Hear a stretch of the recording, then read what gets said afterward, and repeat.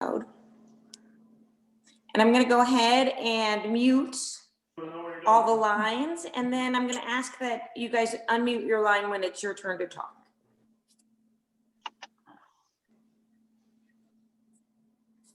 Fantastic. Got you all there.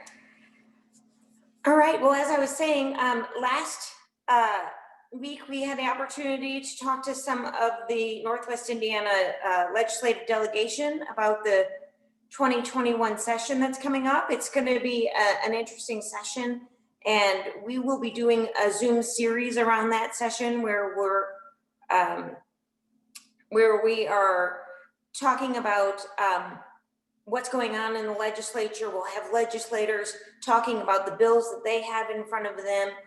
It's going to be a tougher session to reach out to folks and to get in front of the delegation. So we ask, as the voice of Northwest Indiana business, that you reach out to us early when you have issues and things going on.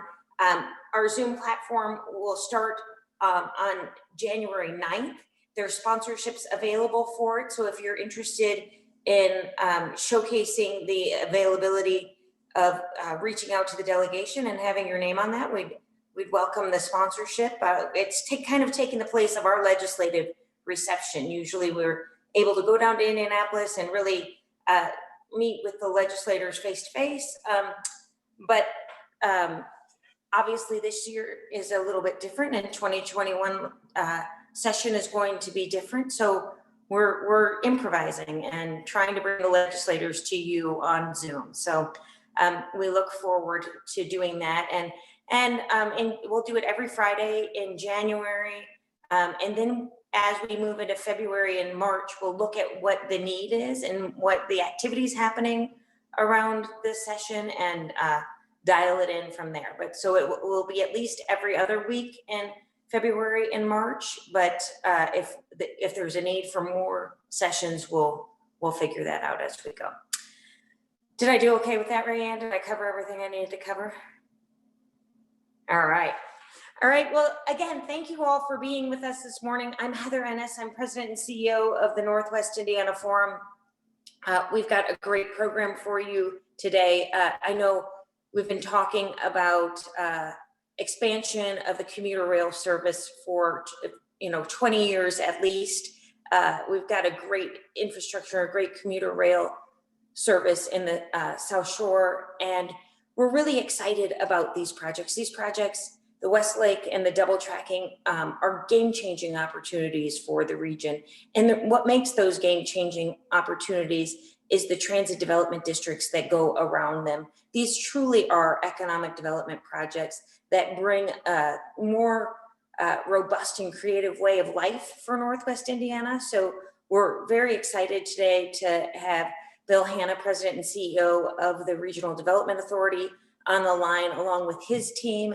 And they're going to talk about these projects and how we can all work as the business community to help further the opportunities that are coming with the transit development districts and the improvements to the rail infrastructure. So Bill, thank you so much for being with us, and we'll go ahead and turn the floor over to you.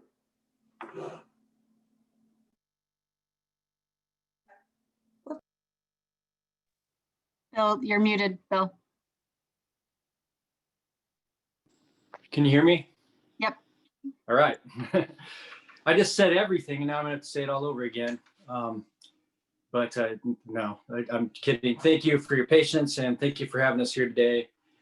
As Heather said, we have our team on the phone to help walk through update on rail, which I'll just give a brief overview, and then get into transportation development district discussion that Sherry Ziller will be leading, and of course be available to answer questions. I know there's a lot going on. There's going to be a lot more questions about things as we go forward.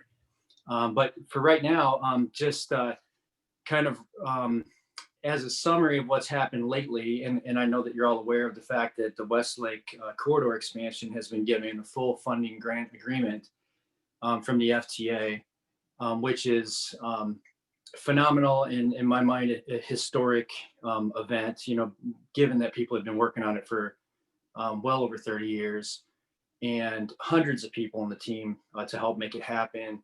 I think Mike Nolan's on the call. I think I saw him join as well. And I know that I'm echoing his comments when I say we just want to thank everybody. Mike's been a great partner. We saw some tremendous things happen. I was able to speak on a national panel the other day and be able to say things like, we have been serving as a model for the nation, and not just in terms of getting transportation projects going forward, but showing a model for economic development, which leverages bi-state commerce that had not been seen before by the FTA or DOT for that matter. White House support going along with that. And it was just great to hear back, some feedback like that about the region, that, you guys are not only excited about the project, we're excited about you guys in the project. That's from our funding partners, that they see something that's done extremely well, that's a national model. The rest of the state's looking at what we've been able to do up here as well. The other thing that I've been really pointing out, and I think it's very important because it's also important for developers to understand in terms of what kind of an environment you're coming into and stability. And that is that leadership matters an awful lot. So at the end of October, when we were doing the groundbreaking for Westlake, Mike and I and our teams there, and Governor Holcomb, Pete Visklosky was taped in, Secretary Chow, Jane Williams, the head of FTA, Senator Braun, and Senator Young, and others were involved. But what I saw there that day, and I think should resonate with investors, is stability, belief in leadership, people who are willing to take a risk instead of playing it safe politically. I think that gave us a huge edge in being successful this time, is for people to do what traditionally would be called, getting out in front of your skis. So when Eric Holcomb came to office, for instance, we were at a total risk with this project. We were pushing a concept. We had really no assurance, but we did believe in ourselves, I think. I think the region sent that message. The communities, the community leadership throwing all the money in that they did, skin in the game. All of these things ended up being absolutely fundamental to getting to the point where we were standing there that day, actually breaking ground on part of what's going to be the biggest transportation infrastructure project, the commuter transportation infrastructure project, and largest proactively invested in by the state and locals economic development project in the history of Indiana. So we've reached that milestone with Westlake, which is just a huge, huge deal. Can't say enough about it. Again, I can't thank enough people for helping to get us there. Pulling in the same direction has just been, again, an example of what we can do as a region. And even against some of the things that have been said in the past about what we are able to do and what we are able not to do, I don't think there's anything that we can't do. And we just proved that. So the Westlake is the 9-mile extension to Dyer, which I think most of you are aware of. The project cost is outlined there at $852 million. A lot of investment going into the whole aspect of construction, design work, and so on. A lot of union jobs associated with that. And the fully funded grant agreement, which is what we call the FFGA with the FTA, is essentially it's a contract between us and the federal government, FTA, to administer the building of it and reimbursement through the federal matching program. So that wasn't just another milestone. That was really the kickoff for the project having 100% of a green light to go forward. And so that's where Westlake is right now. We have a design build contractor and passion in place. Teams have been assembled and are being assembled, and Mike and the NICTE team are working with them to get things moving forward. As far as the double track project is concerned, we have been working on this for an awful long time too, a lot of champions with it. I like to show this one as an example of some of the economic potential that this has, because the line exists already. So obviously with Westlake, you're getting a new line. It's a new connection to Chicago. We're establishing something that hasn't existed before, but mirrors a lot of what's available in the north and west suburbs and what I would like to call peer communities, but they're also competitive with us in terms of attracting residents. On the existing line to the South Shore, it really tells the story of connectivity in a major urban market based on time to market. So we have an existing line now that's 100 years old, really, and we're adding a second line, which is sounds like just capacity, but it's a lot more than capacity. It's reduction of time to market. So each of the places that has a station, whether it's on the new line or the existing South Shore line, the value of that development around the area ends up being established by what the endpoint is. In this case, it's the third largest economy in the country, obviously in Chicago, so very high value. The subset of that is, well, how long does it take you to get to the endpoint? So we're reducing time. And as you know, people in Chicago measure distance to Chicago on time and not mileage. So it's not like I'm 50 miles, I'm 48 minutes. Or so places like Chesterton, clear out to Michigan City, South Bend, everywhere in between, Gary Hammond, Chicago, it all reduces the speed. So when you look at reduction of time to market, expansion of that asset, you combine it with a brand new Westlake line and the fact that the two of those things intersect in Hammond, Indiana, which becomes the gateway station, you have established an efficient, newer, upgraded connection to the third largest economy, but you've also connected southern portions of Lake County with St. Joe County. And so the potential for all of this development that would rest on these lines has multi facets to it that tie the communities together. So double track is $455 million roughly. We are in a phase right now where we've been developing the project with the FTA in the same way that we did Westlake. And we're just about at the place where the full funding grant agreement will occur. It's being reviewed in Congress right now, which is the final step. So it's in the final step of review. And we expect an announcement to be forthcoming here very, very early in Q1. So Bill, when you say reviewed in Congress, what does that mean? Is it in a committee, or does the whole Congress have to vote on this, or? It goes through a congressional review in both the House and the Senate. And it's almost like I don't want to say it's a formality. It's a requirement to get into the New Starts program, which is where both of these projects reside in terms of support from the FTA. So they run through, it's a 30-day review period. If there's no action at all and that time tolls, then the project goes forward. So that's really, it's really kind of I won't say it's a vague process, but it's not anything that's hyper specific in terms of how that passes through. I know the transportation committees are involved in fielding those from the FTA. So, I would like to say that we're maybe just very approximately 2 weeks into that process, a week and a half, something like that. Westlake went through the same thing. It was the last step. It came out, just based on the clock. There have been times in the past, I guess, where I've been told that there would be potential for Congress to speed up something like that, but historically it doesn't happen. It's just sort of a formal process. So that's why I'm saying that I'm pretty confident that, early in Q1, you're going to get an announcement about the Westlake having full funding, a grant agreement alongside of double track. If I said that properly, double track and Westlake. So yeah, it was interesting too, because when Mike and I and Sherry and everybody else started talking about this in the General Assembly, well, the first time we came up with Westlake proposition was, I think, in 2013-ish.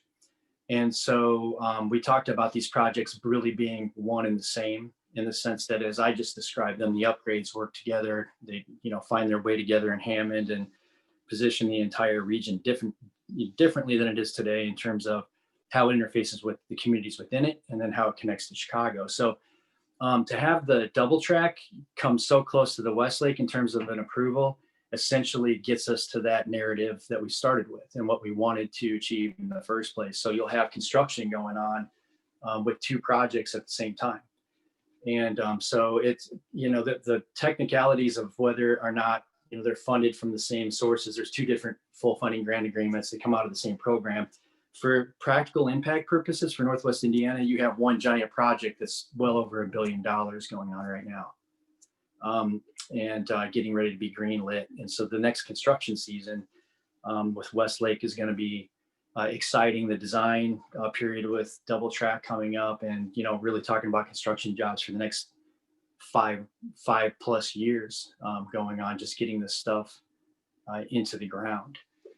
So that's really, I'd be happy to answer any other questions about that, but that's where the train projects are, generally speaking, right now. All good news, all happening in quick time, in proximity to one another. And so, we really start to look at this point, what the values of the TDDs would be. So when we were able to get funding for the Westlake from the General Assembly and double tracking, it was really tied to this idea that we were going to be focused on development around the station areas. So each station within the system, being both Westlake and double track, has development potential, of course, and redevelopment potential. And so the RDA on the Lake and Porter County sides has the ability to collect the increment finance like a redevelopment commission would do, up to a mile around every station. So I'm not going to get into the depth of that because I'm going to turn it over to the team for that, but just setting it up to say that this huge focal point on getting the funding there is the gateway to then turning around and saying, okay, well, how do we maximize this investment and the potential to redevelop areas in a way that they haven't seen, sometimes in 4 decades. Play on economic development that's less about dragging companies into a place and more about dragging people across the border for mixed use development, real estate, retail.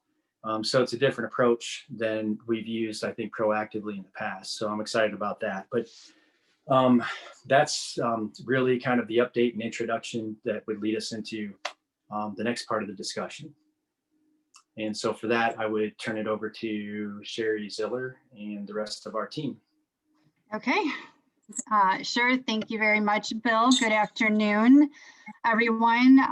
Elected officials, forum leadership and their membership, local leaders. I think I even saw a few RDA board members as participants, and to all the participants in today's presentation. Pleased to be with you all right before the holidays. I am Sherry Ziller. I'm the Chief Operating Officer at the Northwest Indiana Regional Development Authority. And a special thank you to the forum for the opportunity to present the updates on the rail project. Bill Hanna did a tremendous job. And if there's one thing I know, you never want to follow Mr. Hanna in a presentation, but be it as it may, I suppose we will shift the focus a little bit to the transit development process, as Bill was talking about, surrounding the South Shore stations in Northwest Indiana. So others on our team will be doing a lot of the presenting momentarily. So before I turn the virtual microphone over to our team members, let me begin by setting the stage for the development process. Bill did a great job, so I'll be reiterating and adding on for this part of it. But the RDA was given the task as part of its establishing legislation to assist in developing and furthering commuter rail in Northwest Indiana, as part of the strategy to increase the connectivity with Chicago and the economy. And grow the economy of this region. So as Bill was saying, the state provided funding, and in the 2015 and 2017 legislative sessions made it very clear that the RDA was to take the lead in financing the rail expansions. Further, in 2017, with House Enrolled Act 1144, authored by Representative Hal Slager and supported by the Northwest Indiana delegation, the state tasked the RDA with assisting the municipalities in which the stations were situated, and provided funding mechanisms to help in planning for and financing their own TOD, their transit-oriented development. So the Indiana General Assembly placed we call it a new tool in the RDA's toolkit with Representative Slager's legislation. So that is the Transit Development District, or we'll commonly refer to it as the TDD. The intent of the TDD is to leverage new development around South Shore stations to find further improvement at these locations. So basically the intent is to promote private investment. So the enabling legislation does put the RDA in charge of that promotion and managing the commercial, the industrial, the residential investments within those TODs, centered on at least, I think it's 11 or so stations. So part of that process, we'll dive into this a little bit deeper later on in the presentation, is many of you know that we've been holding the public meetings. We've been in Munster, Dyer, Ogden Dunes. We will be eventually in all of our South Shore communities. We discuss the boundaries of the district, the draft boundaries. We do receive feedback from leadership and from the public, and then we really start to build that into our thinking. So the RDA has begun the process of forming and meeting with an advisory commission, or I should say our steering committee members, and they're drawn from communities with stations. And we look forward to being their partners in growth. And the committee was established to advise the RDA as to the local preferences regarding development, and to act as kind of an intermediary between the RDA and the local communities.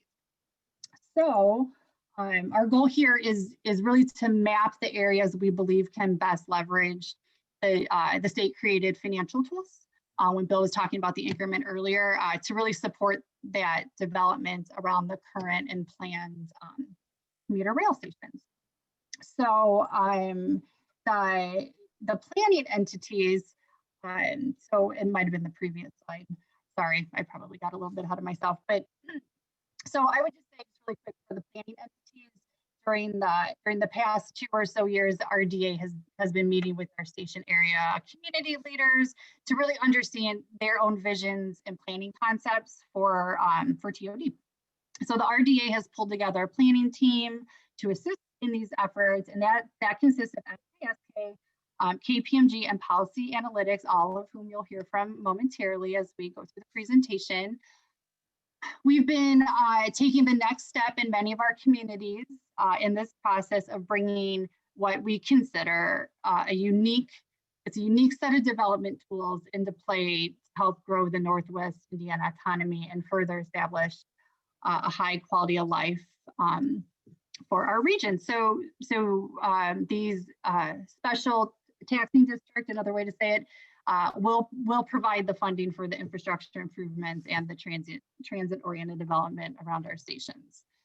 So the role of the RDA here, excuse me, you can see what's on this screen, but really the role of the RDA is to help communities create more attractive, secure neighborhoods. And as we navigate through this process, we really are enabling our communities to compete for the young professionals that work in Chicago, and to make our communities more attractive for the businesses and people who will work in Indiana. And the benefits of a TOD, they're walkable communities that they accommodate healthier and active lifestyles. There's potential for added value created through increased or sustained property values where transit investments have occurred.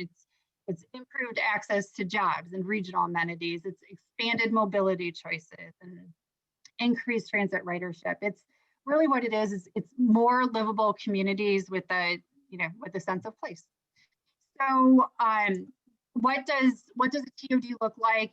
TOD is a mixture of housing, office, retail, and it's in a walkable neighborhood, usually within a half mile, up to a mile, as Bill was mentioning too, at least with our process here with the TDD, and a half a mile of quality public transportation. And there are great examples, like Bill was saying, right across the border, peer communities, I think he called it. So if you look at Orland Park or Hyde Park, to name a few, you have public plazas, you have retail shopping, you have dining along the pedestrian connections, you even have bicycle friendly corridors.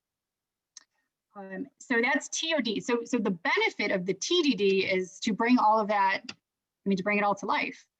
So it's providing that funding mechanism to bring the development plans in each of our communities from paper to life, to really set the stage for the private development sector.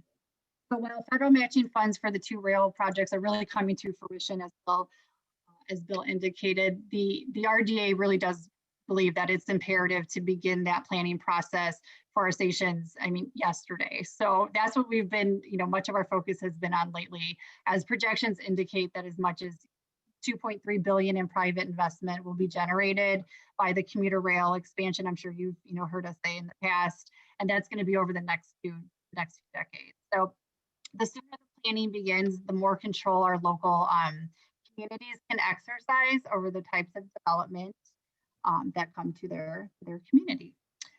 So in sum, all that to say this, the role of the RDA is, the RDA, we really do want to work with all of you to strengthen our communities here in Northwest Indiana and to help enhance what we love about it and to really enhance our livability. So whatever your interest is, whether you're a resident here, a developer, a business owner, stewards of our community, we are very grateful for your willingness to participate in this conversation and have us present today. And we look forward to making this a very successful development process and a collaborative effort with all of you.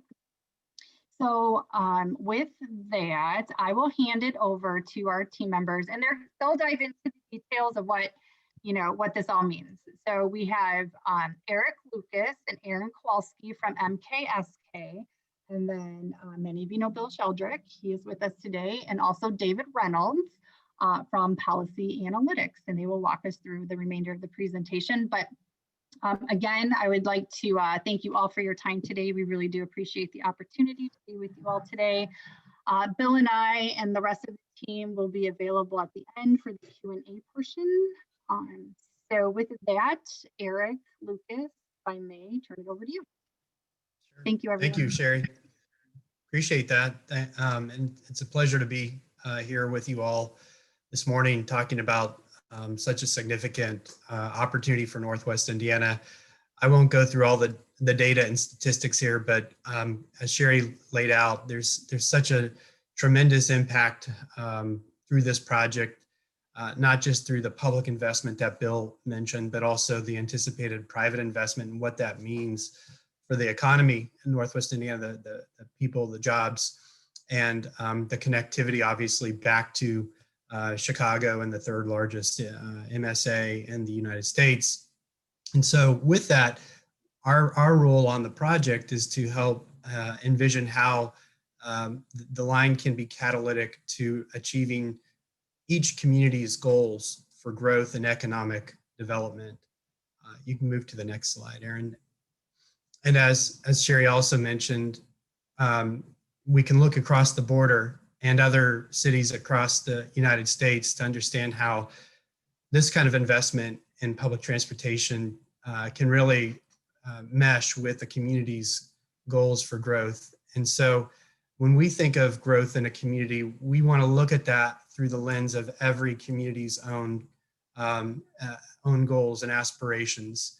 And we often like to share this slide out with communities because what it demonstrates is that regardless of community size or the duration of time in which transit has been a part of the process and a part of the local situation, communities grow at their pace. And our work with communities up to this point has really been an attempt to capture the aspirations that they've laid out over a series of years in their own municipal planning, and to try to bring about those goals into the boundary that we're creating right now for each station area.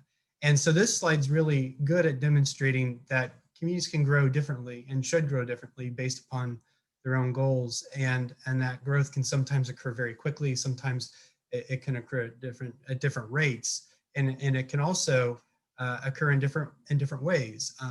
Some communities may have more of a goal for growing in residential capacities. Others may be more in jobs and manufacturing. So we take that all into account, and we want to make sure that as we plan these station areas and these development districts around the station areas, that we are anticipating the way in which communities do want to grow. Next slide. As Sherry mentioned, of course, this is all set up by the House Enrolled Act 1144. And that really allows us to create the transit development districts around each station area. With that, as she also mentioned, this is a new economic development tool whereby the incremental revenues within a TDD can be reinvested. And in Lake and Porter counties, those incremental revenues would flow through the RDA. And in LaPorte and St. Joe counties, those would go to the local redevelopment commission. So the incremental revenues are able to be reinvested into the types of investments and incentives and infrastructure that help to enable future development through the private sector. And as you see here, as we define these boundaries, which we'll talk about what those are in just a moment, those ultimately get reviewed and approved by the RDA board, and then finally the state budget committee. And when those are finally approved by both of those bodies, then the incremental revenue can be collected, and that can be collected in the form of incremental property tax, as well as local income taxes, which is again a different type of tool now to be able to collect that incremental revenue and then reinvest it. And it's important to know that increment collected within each and every individual TDD boundary has to be reinvested within that same boundaries. So revenues aren't sort of spread around the entire region. They're reinvested locally within each boundary that they're collected within. And so you can see here the districts would expire no later than 2047 under the current legislation, which means that there's a long horizon for real growth and opportunity within each boundary as we begin to craft those limits. Next slide, please. And as we talk about the boundary itself, the boundaries as allowed can be up to 320 acres in size. That's a half-mile area. And at one point, they can be expanded up to 640 acres, but the initial boundaries would be 320 acres in size, half-mile area. And those boundaries can be very irregular in shape and are, in fact, turning out to be very irregular in shape. Again, we want to make sure that we are conscious of a community's goals in terms of growth. We want to be strategic in how those boundaries are drawn. We want to understand where there could be really terrific opportunities for development to occur. We want to protect and enhance the things that are already really strong in a community. So the boundaries often do take on quite an interesting shape, much like a TIF boundary would if you're familiar with TIF districts. So you'll see in some of our work, as we do work with communities, these irregular shapes that are adjusted alongside community input to really arrive at the most beneficial boundary to get to that initial 320 acres. Next slide, please. Within each of those boundaries, we take a really broad approach to what can occur within the boundaries. Those are large areas and often encompass significant portions of a community. And so we like to keep in mind all of the types of development activities that can occur within each of the boundaries. And that really spans the spectrum that you see here up on the screen. In other words, we don't anticipate the boundary as a blank canvas that everything would be redeveloped within there. Certainly there are good candidate sites within those boundaries. Maybe they're brownfields, maybe they're abandoned sites, maybe they're held by a public agency and are readily available for redevelopment. Those things are very possible in many of the boundaries we've drafted thus far. But we know that there are also other great opportunities for things like infill, where we do have a strong community fabric, but maybe there are what we call missing teeth in the fabric and good candidates for infill of new housing or a new office space. We also think that there are places within each boundary that are already performing well. Maybe there's a slight opportunity to strengthen or revitalize more strategically certain portions of the area within the boundary. Certainly there are places, especially at the perimeter of boundaries, but sometimes even within boundaries, that we want to really preserve the aspects that are already healthy, vibrant, really contributing to the local economy, maybe contributing to the local sense of place. So preservation is often seen as a very strategic element to the boundary definition. And then lastly, there are things in the boundaries that are good quality pieces of infrastructure, perhaps, or good quality buildings or sites that are candidates for adaptive reuse. And so as we think through the economic development opportunities, we like to keep the options open within each of the boundaries. And in order to sort of effectuate this development, again, the revenues that are captured within each boundary, the incremental revenues, are able to be reinvested into new things like streets, bridges, structures, incentives to help catalyze the kinds of things that a community would like to see at each station area.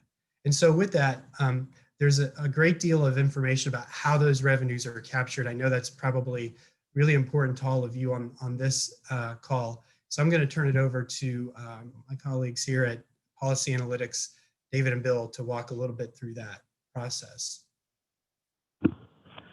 Thanks, Eric. This is Bill Sheldrake, and I'm here with my colleague, David Reynolds. We're going to attempt to be mercifully brief as we whip through these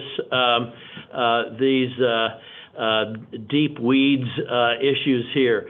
First of all, the RDA completed, with the help of Policy Analytics and American Structure Point, a strategic plan that was required in 2015 legislation that the General Assembly passed. That plan was presented to and approved by the State Budget Committee in September of 2016. And that was the first time when we really talked about details on how station area development would boost the economies of these municipalities in which the stations were located. And as somebody referenced earlier, the estimate was about $2.7 billion in capital investment, over most of which is private, over a 20-year period. Next slide, please. Hello? The RDA is implementing this legislation with its planning team, as Sherry and Bill talked about. And as Eric just mentioned, so we are working through where the best opportunities are for new development. And the process is that we first of all get some consensus with the local community. We'll hold some public engagement sessions. The RDA must have hearings, kind of like a TIF district and a redevelopment commission, when it is going to issue bonds, need to have hearings. So we will have 2 public hearings with each TDD boundary, and then once that resolution is passed, it will be taken to the State Budget Committee. So slide 14, please. One of the issues that we get asked a lot is what happens if a TDD overlaps with a TIF district? The legislation actually anticipates this, and what it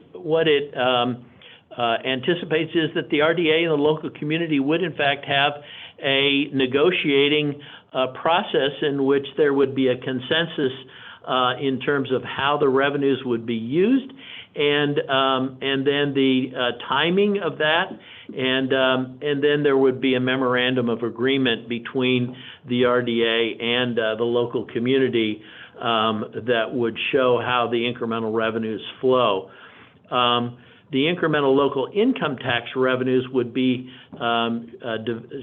distributed to the RDA, and again, they would be used within the TDD from which they're derived. And the next slide, this slide for those of you who are graphically oriented, hopes to do a better job than our listed bullet points on the last slide, simply to show how a TIF that is already established, which is overlapped with a TDD, how in fact the revenues can flow. You can see with the TIF district, there are base revenues. The TIF increment then is in the blue, and there are overlapping TDD revenues in the period between when the TDD is created and the TIF is expiring.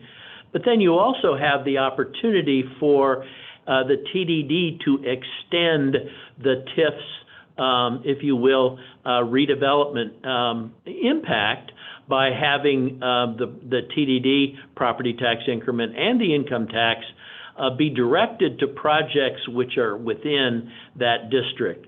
So it does illuminate the fact that you can have both a TDD and a TIF, and can actually present some value for the redevelopment projects that a community is working on.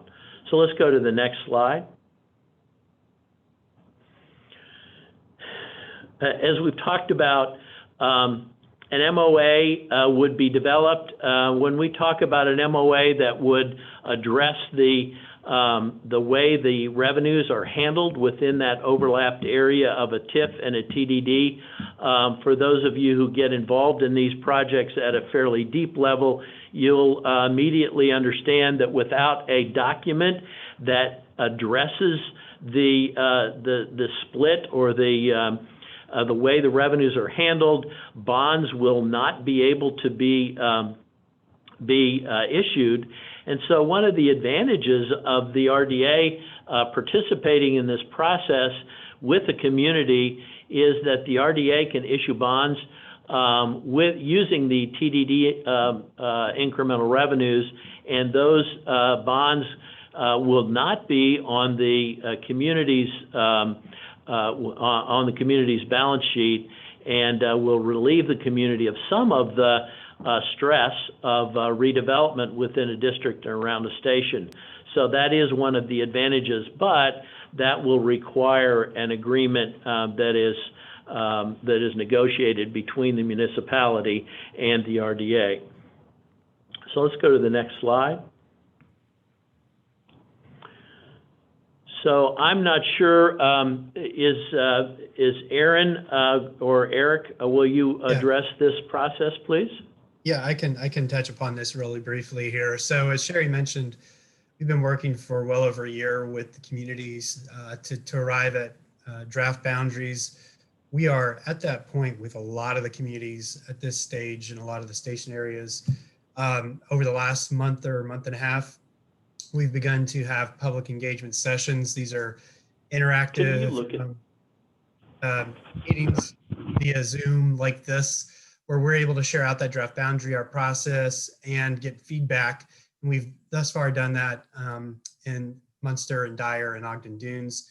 We'll be continuing on with that into the new year with other communities as well, in order to essentially test out the process in which we've arrived at the draft boundaries, which has been really collaborative. It's been a great process with leadership from each of the communities, a lot of back and forth, a lot of us getting up to speed on the goals and unique qualities and characteristics of each community, taking those into account as we think through the boundary, testing those draft boundary areas with community leadership, adjusting, and then finally, when we do feel like we're at a point where we can share it out, we have been sharing that out, not only virtually, but also with static in-person galleries that are located in public buildings where people can go by if buildings are open and sort of peruse the information on their own time. Next slide. And in addition to that, we've been able to build a new webpage, www.nwitdd.com, where we're linking all of our presentations that we were making with the public within the webpage. We're also uploading a great deal of content for people to learn about our process, to provide feedback, to take surveys, to be able to continue to interact with us as the work evolves. And so if you haven't been to the webpage, I do encourage you to check it out and frequently visit it, because content is being curated on a regular basis and being uploaded on a regular basis.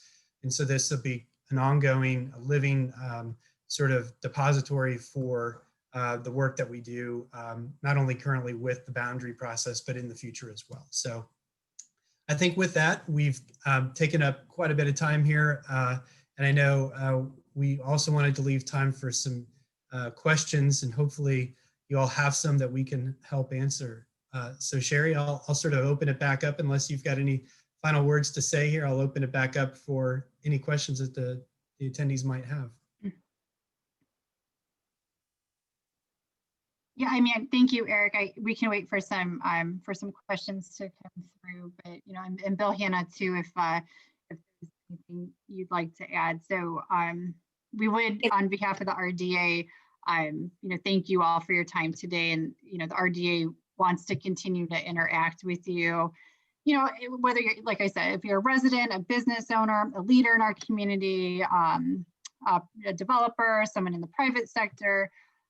We do want to continue the interaction and the conversation with you all to help you better understand the coming economic development and social benefits, and you know, to really relay the message that a TDD, you know, complements the economic development and growth path of all of our communities here here in Northwest Indiana. And you know, as always, looking forward to continuing the conversations with leaders such as yourself. So turn it over to Mr. Hannah, or if there are any questions coming through, happy to. If we could go ahead and stop with the screen share. Thank you so much. Thank you guys so much for being here and for everything that you're doing to the RDA. Thank you to NICD and all that they're doing. Obviously, it's very challenging to have transit development or transit development districts without transit. And so the linchpin of this project is continuing to improve that awesome asset we have in the commuter rail line. So we're very fortunate to have that. In the chat, we have a question. Is there a sample MOU interested by the, this is from Robert, interested in the level of local autonomy retained by the municipality? Is there a sample of the MOA, I think is what it was, maybe not an MOU.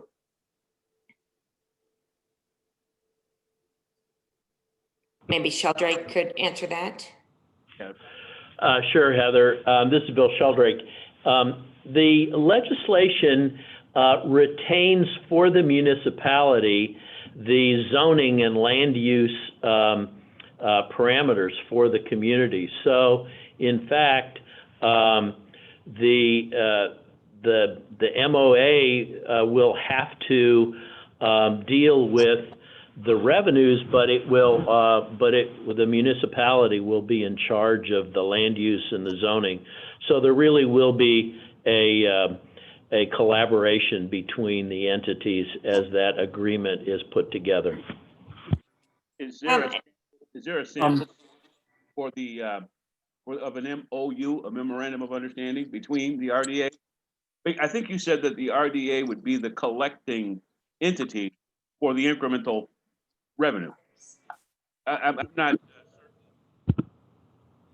Yeah, that's true. Yes.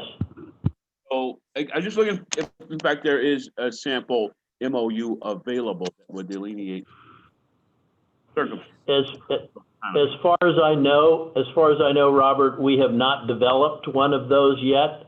So as soon as we are in a position to, we haven't actually taken any boundaries to the state yet for approval. So we're a little bit behind in that process, but that MOU, a draft of that, will certainly be developed and will be available to folks. It looked like hey Bill, I'd like to add something to that too. Just So this has never been done before in the state. This is a very unique piece of legislation that created TDDs and in fact, being tied to the rail. So the comment I made earlier about being a model is the other side of that is that we're cutting new ground with this. And so as was stated, the partnership with the municipalities is going to be very important. For one, having a well-developed plan involving private sector dollars or projection of growth is going to be key, because we're, as an RDA, going out to the bond market to borrow on behalf of the municipalities. The funds have to stay within in the sense that they're collected there, but it relieves the redevelopment commission in the city from having to borrow money, and should place a higher credit rating given our relationship with the state. So we're getting an advantage in terms of having potentially a lot lower interest rate there. I would also like to point out that as we're developing this, so you have Gary Hammond, East Chicago, the governor's office, Lake and Porter County is represented on the RDA board. And,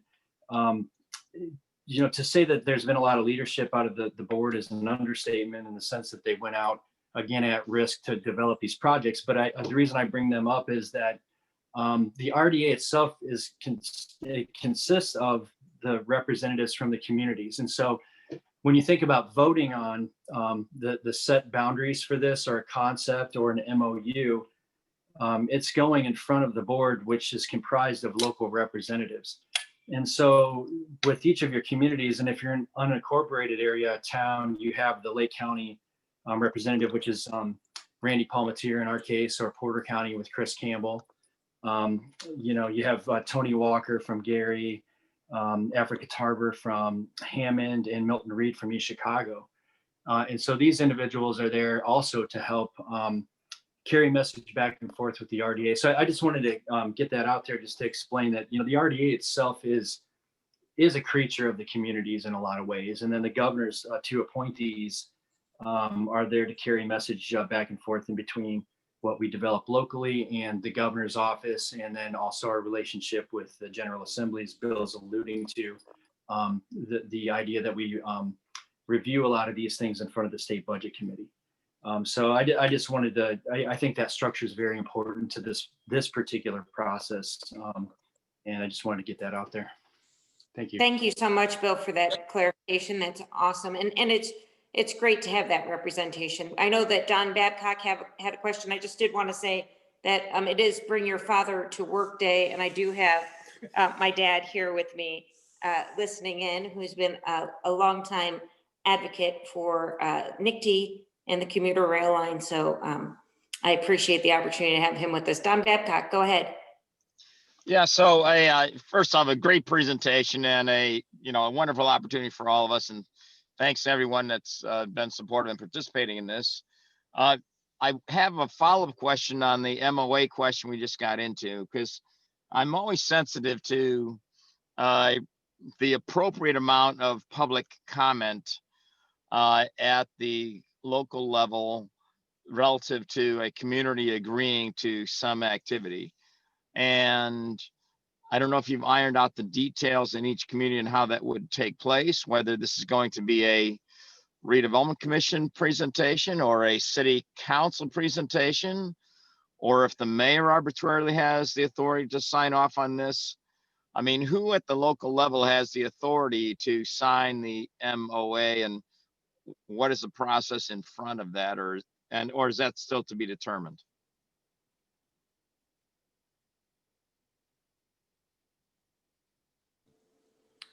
Mr. Sheldrake, would you like to take that, or Bill, Hannah? Well, since apparently the process is I lead out and then Mr. Hanna puts the effective qualifications and elaborations in, why don't we do it that way again? So Don, thank you for the great question. We don't have that exactly worked out. The redevelopment commission is really not the entity that in the Lake and Porter counties would be the entity that is primarily responsible. So I think the law, and when it talks about the municipality working with the RDA, the implication would be that it would be at least the municipality's administration. So the mayor, the mayor's office, perhaps the mayor as ratified by the city council. But at this point, we don't have that worked out because we haven't completed the boundary certification process. And secondly, we haven't taken a project and an MOA through the entire process. Mr. Hanna, would you like to clarify that?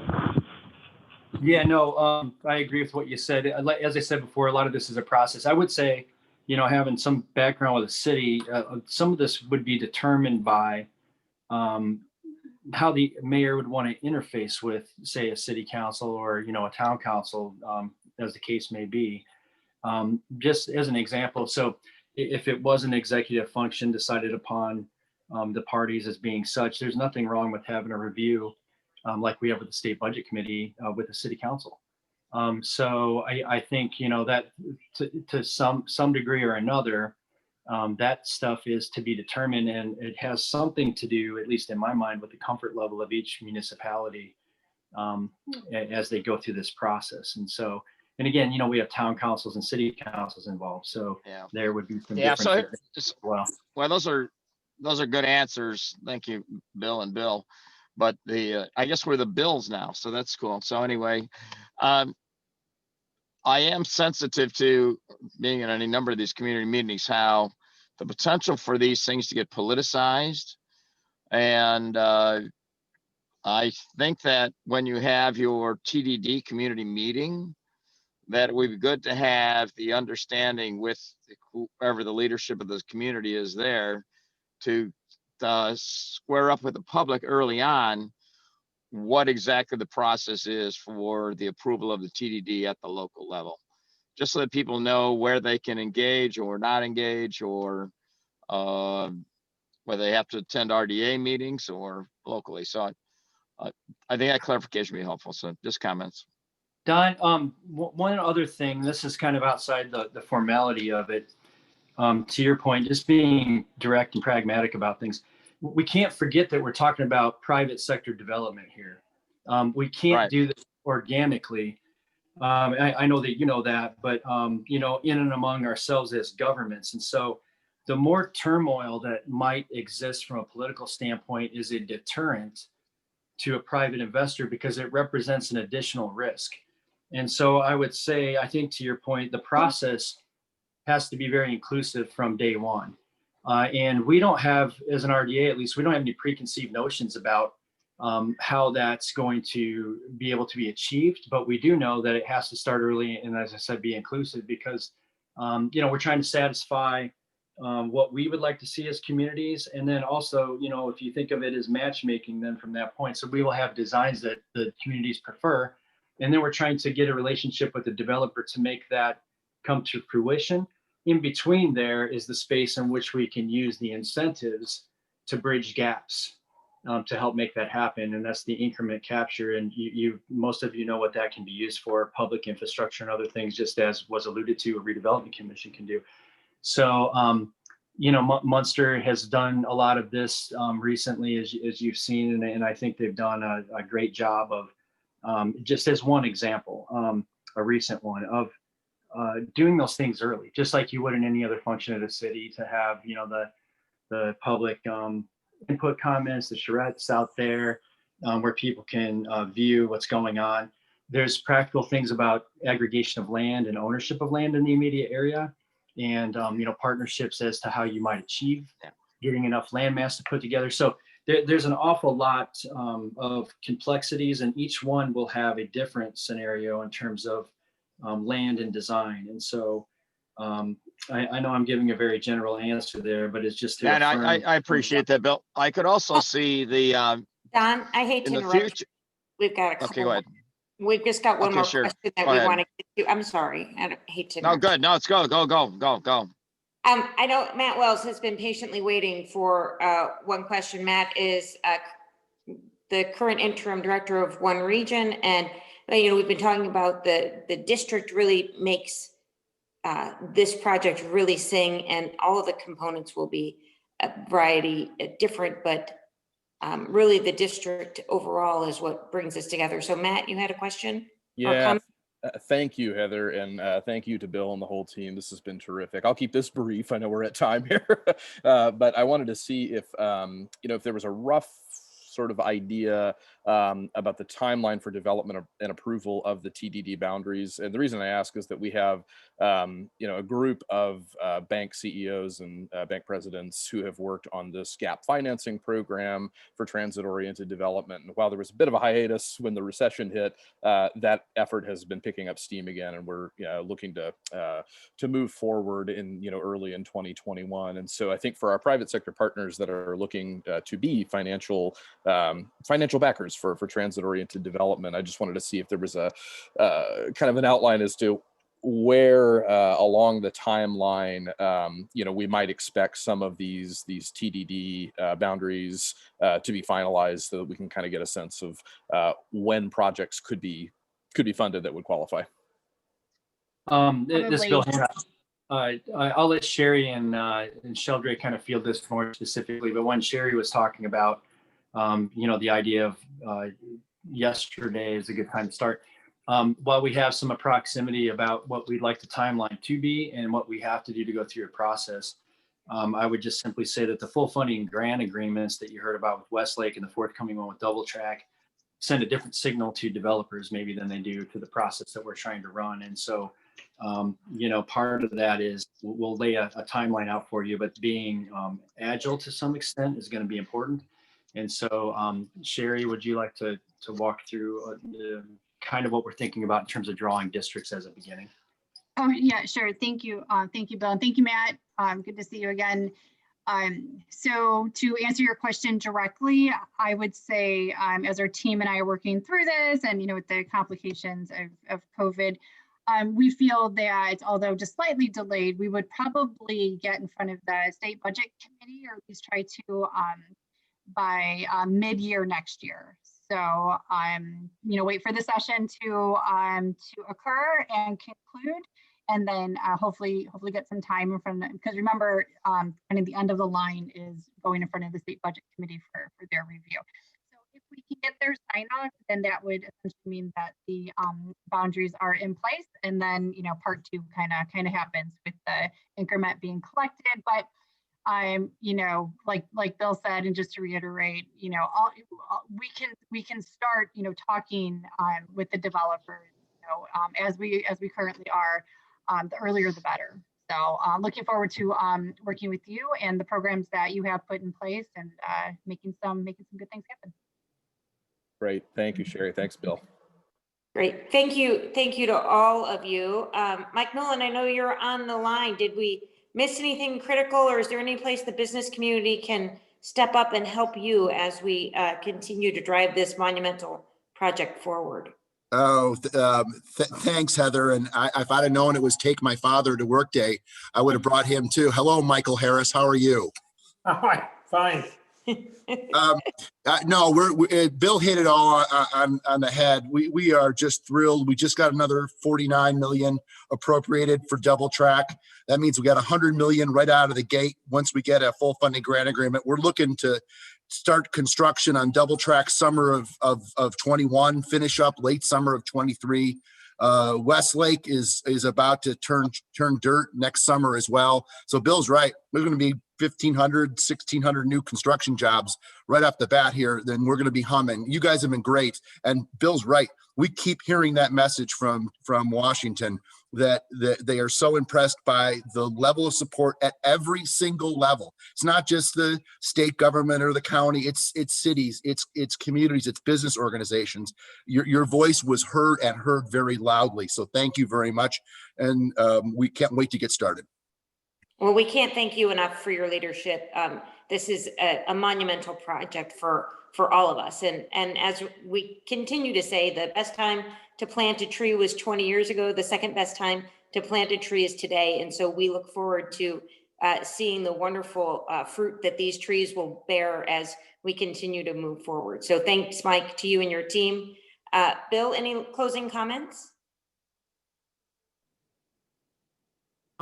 Yes, thank you, Heather. We just appreciate your time, your support. As I was saying, I can't really adequately capture the importance of the partners, as Mike said. We've had a great partner with the IFA in Indianapolis and NICD.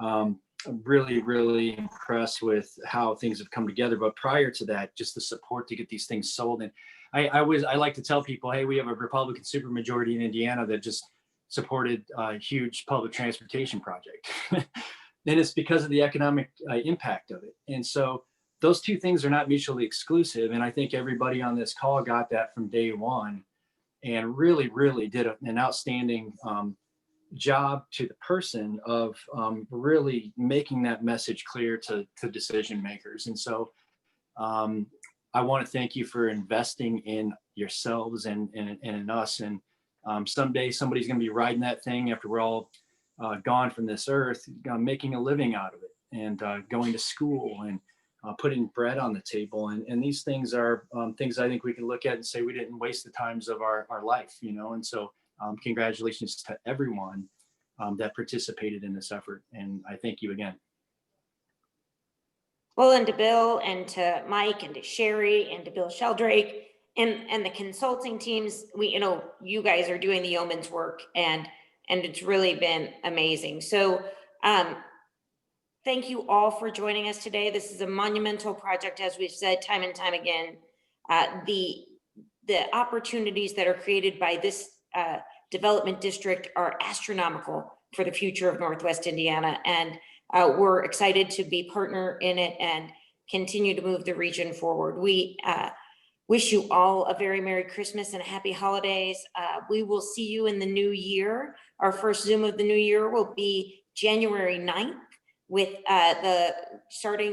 kicking off the legislative delegation formats around the legislative session. And then we're hopeful to be able to present an annual meeting on the 21st, and we'll see if that's going to be hybrid or virtual or how that's going to shake out as we get into the new year. But we wish you all a very safe and happy holiday season, and we are so lucky to be able to work with all of you. Thank you so much. And have a wonderful day. Goodbye, everyone. Happy holidays, everyone. Bye-bye. Thank you. Bye, Sherry. Thank you. Bye, Don. Thank you. Bye-bye. Thanks.